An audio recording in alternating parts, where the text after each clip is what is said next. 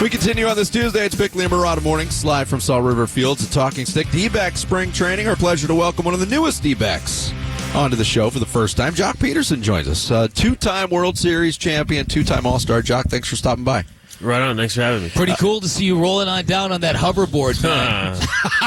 It's a long walk. It's a long walk. I haven't rode that thing for a long time, and then we have a storage unit out here, and we were getting stuff for our house, and I saw it in there, and I was like, you know what? This is perfect. That's fantastic. Well, you look very comfortable on it. Thank I would you. have been face first in the cement, but hey, that's just me. Is that just like riding a bike? Once you have it, it's just second nature?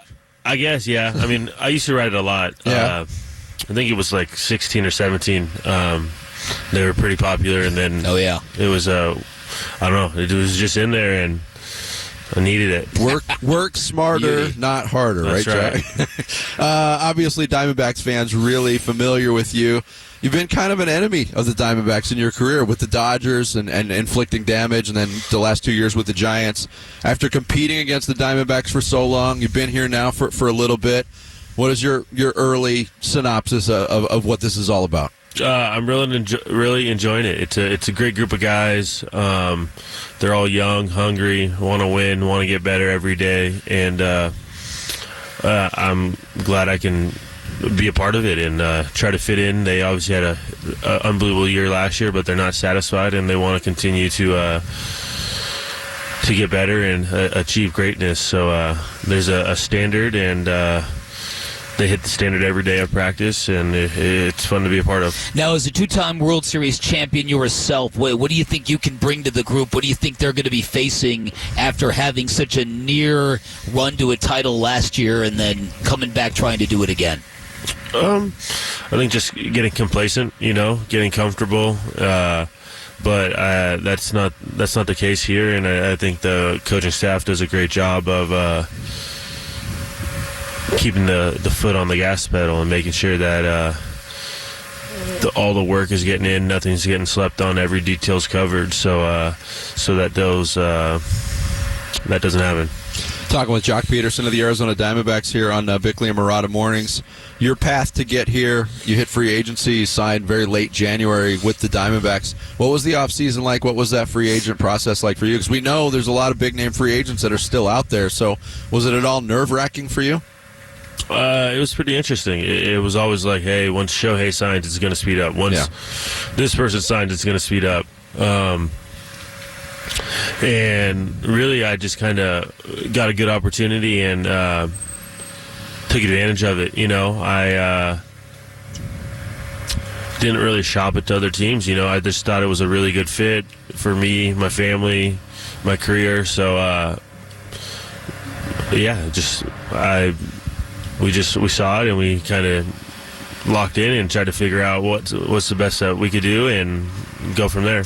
I've read that you have very high regard for Dave McKay, an outfield coach here, and what you guys might be able to collaborate with and help you improve as an outfielder. Tell us your thoughts on Dave and how you think that relationship's going to work. Yeah, and like I said, I think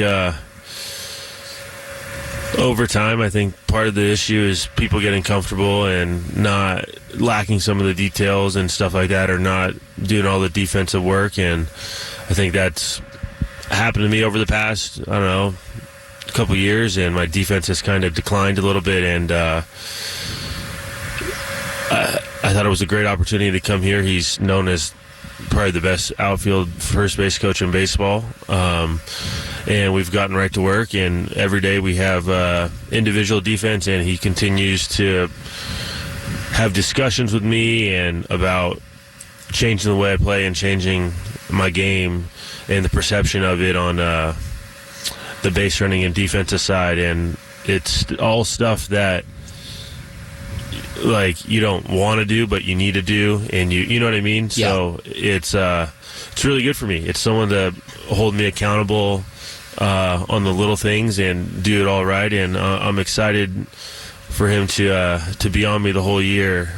That's really cool, because I read somewhere that this is like a new frontier in baseball where the quality of individual coaching has gotten much, much better, that baseball players know when a guy can't help you.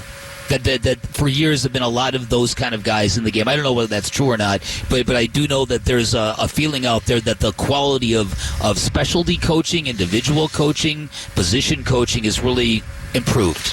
Yeah, you're right. I think a player knows if there's not much there to help improve themselves, or if it's just the coach is there and they don't want to lose their job, so they don't want to say the conflicting or confrontational type of adjustment, constructive criticism that needs to be said, and that's not McKay. McKay, if he sees it, he's going to say it. If he thinks it's better for the team, for your individual self, or whatnot. So, like I said, sometimes coaches are a little intimidated of, I guess you could say, veterans or whatnot, and they don't want to stir the pot. And I'm glad that he's not and is ready to help me out. Joc Pederson of the Diamondbacks, our guest. Along those lines, Joc, earlier you played for different managers in your career. Obviously, you're in 10 years into your career. What are your early impressions of Torey Lovullo and playing for him? It's been awesome. He's great. He's personal. He kind of is as they say, like a player's manager, and lets the players kind of, from what I can see, run the clubhouse and whatnot, and kind of hold them accountable in that aspect. Spring training, I think, is always hard to kind of get to know, especially the manager. That he's in every meeting. He's so busy. So I guess that part's a little tougher. But I've sat down with him a couple times, and I'm excited to get to know him more. All right. So how do the Diamondbacks and your new team? How do you handle one of your old teams, the Dodgers? How are you going to get it done this year with that monstrous payroll they have this year? I don't know. They got it done last year, so I just want to fit in, get in where I fit in, and I think that's the biggest thing. Everyone always likes to talk about the Dodgers, or you talk about like the first place team or whatnot, and it's like, honestly, it's irrelevant. Like, if the team that you have is confident, they believe in each other, you got 26 guys pulling on the same rope, it doesn't matter who's on the other side of the field. You play your game, you continue to just do what you've done since day one of spring training, and the opponents are kind of irrelevant, so you just kind of, once you start putting more into like, ooh, we're playing them, or ooh, wow, they're really good, or this or that, then you're already defeated. You know what I mean? Yeah. You got to be on the attack, and they're playing you guys, and once you create that arrogance and charisma about your team, then I think that's how it doesn't matter. Going all the way back to your high school days, a lot's been made of your football prowess. High school teammates with Devontae Adams in Palo Alto. How close were you to choosing that as your professional path? 'Cause you were the number one receiver on that team, were you not?